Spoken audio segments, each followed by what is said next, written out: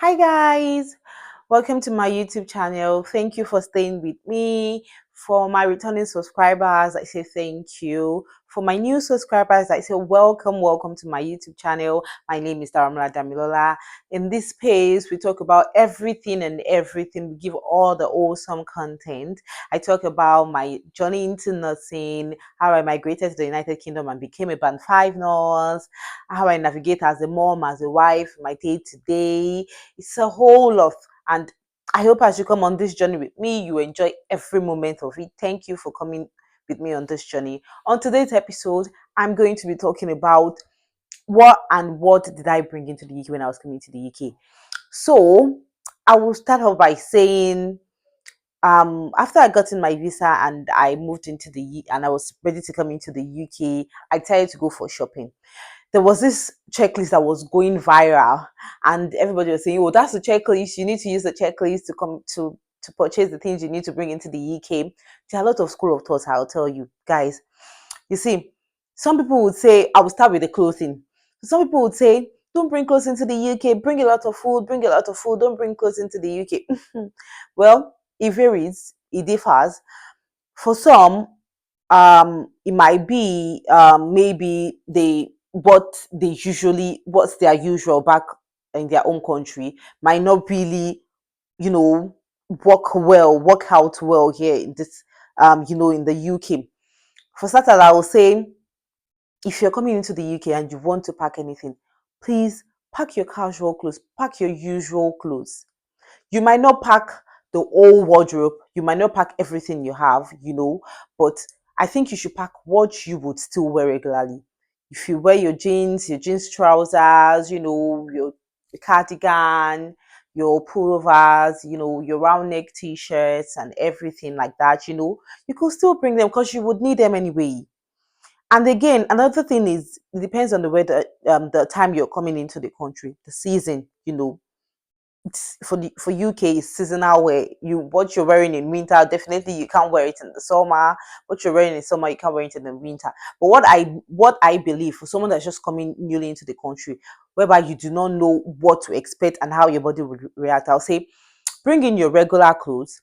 If you need to layer it up, then fine. If you need to put a pullover or cardigan or winter jacket on you, then fine. You get what I mean. But your regular clothes will still do. For people that like the native wear, the local attire, I would say I'm a bit skeptical, because I'll tell you my story quickly. See, I didn't bring most of mine because I felt, is there any Wambe? Where am I going to? Why do I need to wear it to? All right, maybe to the place of worship on Sunday and all of that. But at later on, I started missing them, and then I started sewing and bringing them into the country. Well, it cost me more, right? But I started bringing them into the country, so it varies. But I would necessarily say, do not bring a lot of that, because you might not wear them up until summer and all of that. But what I would say is, for whatever season you're coming into, you still need your regular clothes, like your jeans, not skirts. I don't know how that sounds, but I just feel like if you're coming to country and it's cold and you're wearing skirts, no, I don't know what's going to happen anyway. So your trousers, your track joggers and all of those things, you could still bring them. And then if you're shopping for your winter jacket, I would say you should just buy one that you bring into the country with you, because you get different ones there. You will get better ones in here, because this is where they actually wear it. This is where you will get what you need. You know what I mean? So you could just shop for one and not necessarily spend all your money on that. For myself, I just brought one in and I didn't even wear it after a while, because I got a better one here.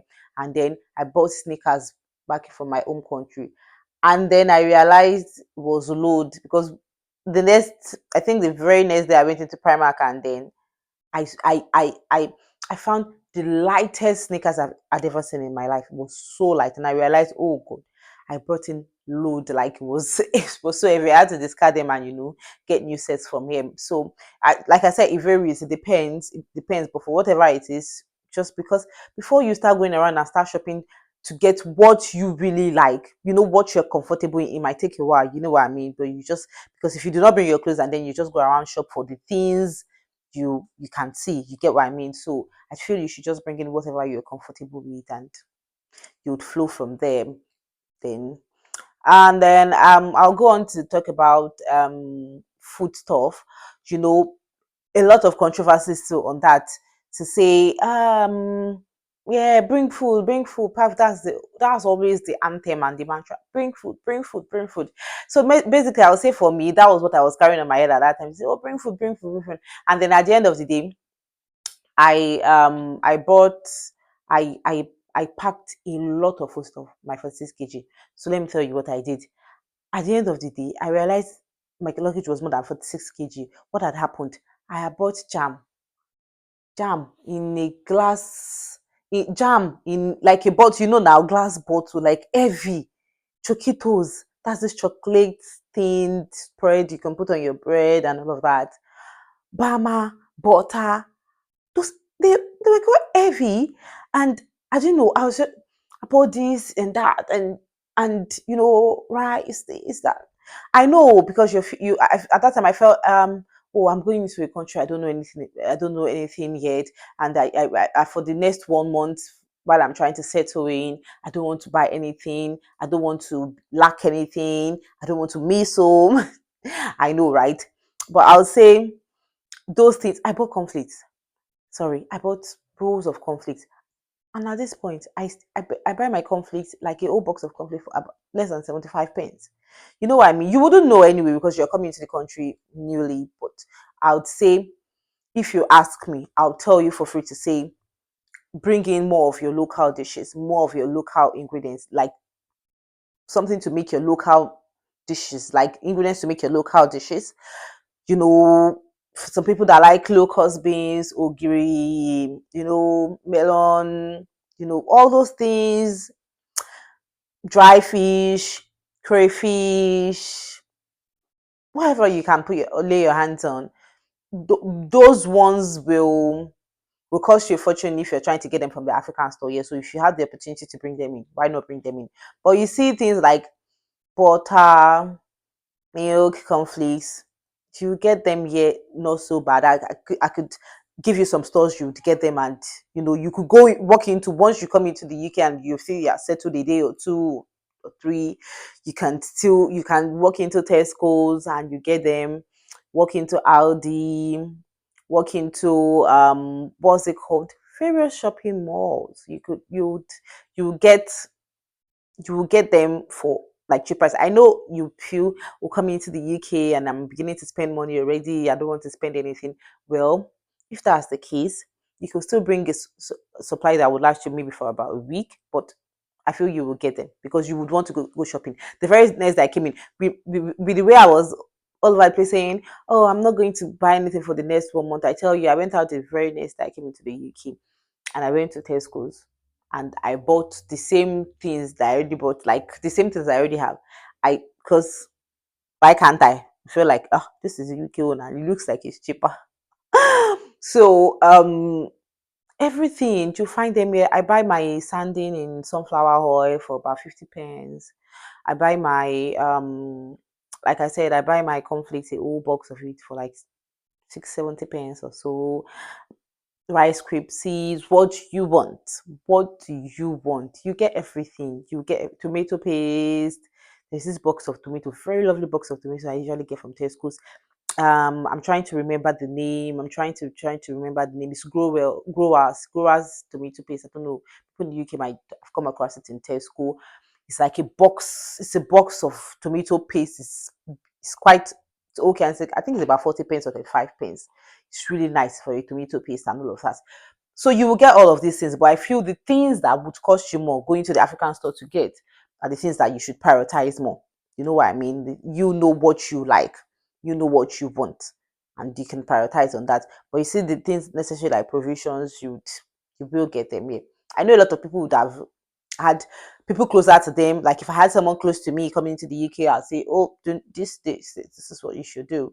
But as it is, whatever works for you anyway. But it's just me letting you know, share my experience to let you know that I brought in some things that at the end of the day they were not so at the time.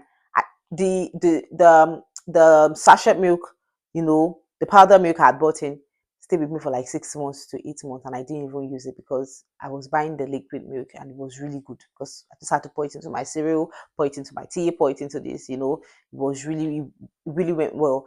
And so so many some other things, various things, but just buy what works well for you. And that's just me saying those were the things I'd come into the UK with, and I ended up not using them, if you get what I mean. So you come in with ingredients for your local dishes.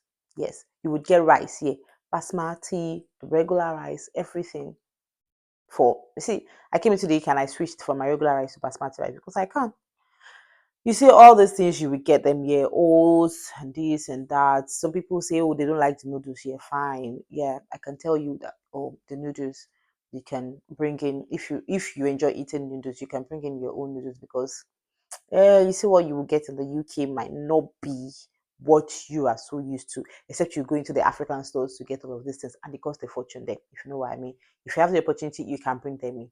You get, but you see the regular provisions, I really don't think, I really do not think I brought them in, and at the end of the day, I realized I just used my 46 kg to bring in things I would still get. I ended up getting, yeah. So it varies. If you have kids, you know what your kids love, you know what they can't do without for the first 1 week and all of that before they are able to settle in into the new routine, into the new products here. So you can still also bring what they would not be able to do without for like a week or two before then you introduce other things to them, and then they would enjoy it. There are a whole lot of things there. There are what do you want?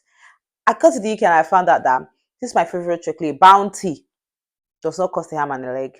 Doesn't cost. It doesn't cost so much, and I usually buy it in this pack of four. And it's really lovely. It's been a very beautiful experience. It's been a lovely experience. And I'll say something quickly. I'll put this out there quickly to say, while I was coming to the UK, while I had packed my bags and all of that, and then I would say for free to I'll tell you for free to let you know that once you're packing your bag, please, if you love perfumes, perfume oil, roll-ons, all those things, your skincare, please bring your skincare. Please bring your skincare. Please bring your skincare. Whatever works for your skin while you're in your home country, please bring them in. Please, all of these things, put them in your main luggage. Avoid putting any of those things in your hand luggage. What had happened to me, I had to repack most of my things at the airport, and then somebody had put in my perfumes in the hand luggage and I didn't even know. Then I got to where I was supposed to check in my hand luggage and they took everything out and took them away. I know it was a nightmare. I didn't even know whatever what skincare, or I know some people will tell you, oh, if it's less than 100 ml, or if it's about 100 ml, they let you go. They give you this small bag, this wee bag, and then they tell you to put every of your things in, and the ones that can't fit in that bag, please trash. So, and then it's so painful. So ensure to just put all of these things, because they are restricted. You can't carry them on the plane. Water, bottled water, this, that, and all of that. You can't carry them on the plane. So ensure you put all of those things in your hand luggage, your main luggage, and then your hand luggage can contain maybe clothing, maybe few snacks, maybe if you want to snack on the plane, and then your documents, right? So I think that's about everything. If you enjoy wearing different kinds of hair, you can bring them in. Skincare, bring them in. You will get beautiful makeup here. I got my makeup, different kinds of makeup here, and I was able to order for some. And then, but mainly, I was just going to talk about the things I packed. The food I packed food. Yes, I packed food, and I realized the things that I packed that taking my 46 kg. Were just things I would still be able to get in. Did I bring spaghetti? Trying to remember. I can't remember if I brought spaghetti, but yes, I did. Yes, I did. And I bought spaghetti for like 26 pence. Oh, I know. So there were a whole lot of things, but I was happy. I brought them in. I was satisfied that I brought them in. I was happy to say, oh, I have food stuff. I said I have food, but I still ended up buying. I went out to buy the same things, that I already had, because why not if not, right? So just to say, ingredients for your local dishes. things you would go to the African store to buy mainly. Those are the things you can bring in. Make use of that opportunity. I hope you enjoyed this video. I hope you like this video. If you did, if you enjoyed it, please give me a thumbs up. Do not forget to like, subscribe, share, follow, and continue to give me thumbs up and continue to share to family and friends. I really do. I appreciate all your time and all your consent. I love you. Thank you. See you in the next one. Bye. I uploaded my documents a day before my biometrics.